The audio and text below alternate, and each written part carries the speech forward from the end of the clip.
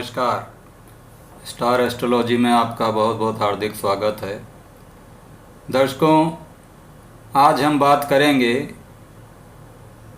कि बृहस्पति के द्वारा केंद्राधिपत्य दोष कब बनेगा। अब दर्शकों, सबसे पहले ये समझते हैं कि केंद्राधिपत्य दोष क्या होता है।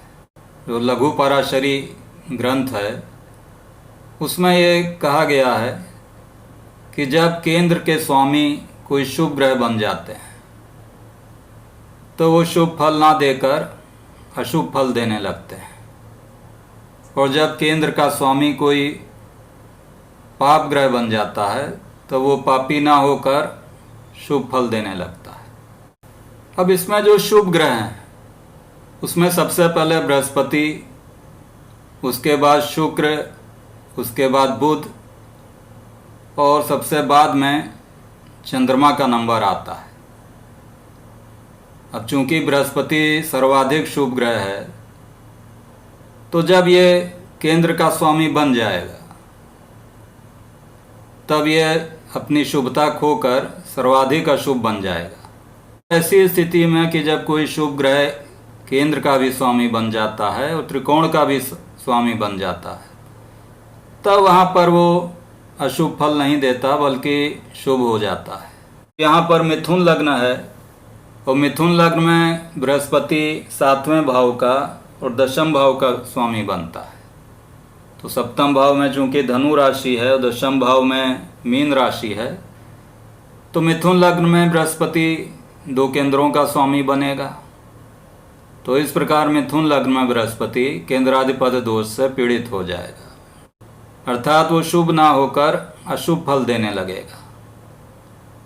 इसी के साथ ही धनु लग्न में अगर यहाँ धनु लग्न होता तब भी वहाँ बृहस्पति 2 केंद्रों का स्वामी बनता, एक लग्न का स्वामी बनता और चौथे भाव में मीन राशि होती तो चौथे भाव का भी स्वामी बनता। तो वैसी स्थिति में बृहस्पति को केंद्राधिपत्य दोष नहीं लगता, क्योंकि पहला भाव जो है, जो लग्न है, उसको केंद्र भी कहते हैं और त्रिकोण भी कहते हैं। तो यहाँ पर यह सूत्र है कि जब कोई शुभ ग्रह केंद्र का भी स्वामी हो, साथ में त्रिकोण का भी स्वामी हो जाए, तब वो अशुभ फल नहीं देता है, उसको केंद्राधिपत्य दोष नहीं लगता। तो इस प्रकार यदि यहाँ धनु लग्न होता, वैसी स्थिति में बृहस्पति को केंद्राधिपत्य दोष नहीं लगता है। इसके साथ ही अन्य स्थितियां भी होती हैं जिसमें शुभ ग्रह को केंद्राधिपत्य दोष नहीं लगता है। वो कब?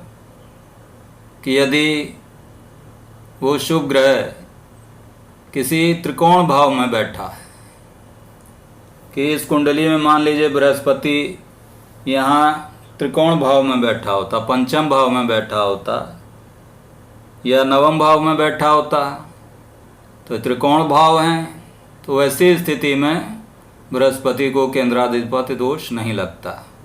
इसके अतिरिक्त यदि बृहस्पति के साथ त्रिकोण भाव का स्वामी बैठ जाए, वैसी स्थिति में भी बृहस्पति को केंद्राधिपत्य दोष नहीं लगेगा। कि मान लीजिए बृहस्पति लग्न में यहाँ बैठा है मिथुन राशि में, और साथ में 7वें भाव का स्वामी शुक्र भी यदि बैठ जाता है बृहस्पति के साथ लग्न में, वैसी स्थिति में भी बृहस्पति को केंद्राधिपत्य दोष नहीं लगेगा। तो इस प्रकार यदि बृहस्पति 2 केंद्रों का स्वामी बन रहा है और किसी त्रिकोण भाव में बैठ जाता है तो वैसी स्थिति में बृहस्पति को केंद्राधिपत्य दोष नहीं लगेगा। और यदि बृहस्पति के साथ कोई त्रिकोण भाव का स्वामी बैठ जाता है, वैसी स्थिति में भी बृहस्पति को केंद्राधिपत्य दोष नहीं लगेगा। तो इस प्रकार दर्शकों, बृहस्पति जब 2 केंद्रों का स्वामी होता है तब उसको केंद्राधिपत्य दोष लग जाता है। अब चूंकि बृहस्पति 2 केंद्रों का स्वामी बनता है और वहाँ पर वो केंद्राधिपत्य दोष से पीड़ित हो जाता है तो उसकी शुभता में कमी हो जाएगी। अशुभ फल देने का मतलब ये है कि वो बिल्कुल अशुभ नहीं हो जाएगा, बल्कि उसकी शुभता में कमी आ जाएगी। और चूंकि बृहस्पति सर्वाधिक शुभ ग्रह है तो वहाँ पर यदि केंद्राधिपति दोष से पीड़ित होता है तो वो सर्वाधिक अशुभ ग्रह बन जाएगा।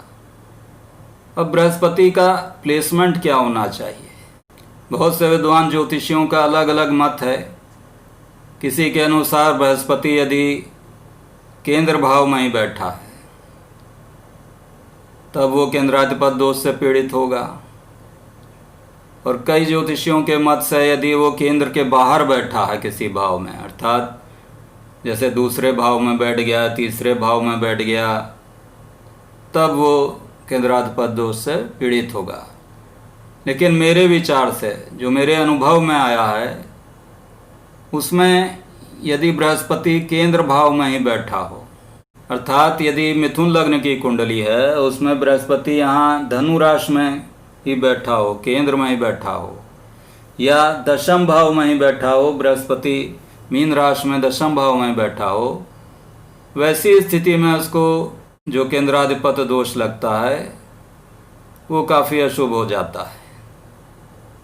इसके साथ ही यदि बृहस्पति छठे भाव में बैठ गया या आठवें भाव में बैठ गया या 12वें भाव में बैठ गया, तब भी जो बृहस्पति के द्वारा केंद्राधिपति दोष बनेगा वो अपना अशुभ फल देगा। तो इस प्रकार यदि बृहस्पति दो केंद्र का स्वामी बनता है और केंद्र भाव में ही बैठ जाता है तो बृहस्पति के द्वारा जो केंद्राधिपति दोष बनेगा वो अशुभ दोष हो जाएगा। वहाँ बृहस्पति की शुभता में कमी आ जाती है। अब चूंकि बृहस्पति धनु राशि में ही मान लीजिए बैठा है या मीन राशि में बैठा है, और मीन राशि में बैठने होने के मतलब कि केंद्र का स्वामी यदि केंद्र में ही बैठता है तो वो हंस नामक योग बना देगा बृहस्पति। तो हंस नामक योग बनने के कारण जो इस योग की विशेषताएं हैं कि यश मिलेगा, प्रसिद्धि मिलेगी, और जो व्यक्ति है वो उच्च पद पर पहुंचता है, तो वो गुण तो उसमें आएंगे और जो योग का फल होगा वो तो उसको मिलेगा। परंतु बृहस्पति चूंकि यहाँ केंद्राधिपति दोष से पीड़ित है तो अपनी महादशा या अंतरदशा में वो अशुभ फल देगा, और वो अशुभ फल उन भावों का होता है जिसका बृहस्पति स्वामी बन रहा है, अर्थात सप्तम भाव से संबंधित और दशम भाव से संबंधित जो फल हैं वहाँ पर उसको अशुभ फलों की प्राप्ति होगी।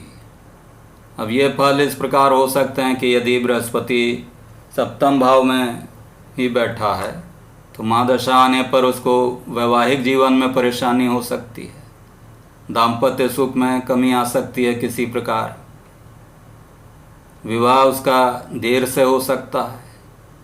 यदि बृहस्पति की महादशा चल रही है तो विवाह होने में विलंब हो सकता है, या बृहस्पति यदि दशम भाव में बैठा हो मीन राशि में, बृहस्पति की महादशा चल रही है तो वहाँ करियर से संबंधित परेशानी आती है।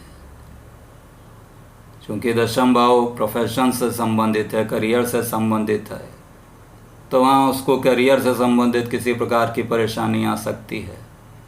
जो बृहस्पति के कारकत्व हैं, जैसे संतान का कारक बृहस्पति है तो उसके कारकत्व में कमी आएगी, कारकत्व से संबंधित कोई परेशानी उस व्यक्ति को आ सकती है जिसका बृहस्पति केंद्राधिपति दोष से पीड़ित है।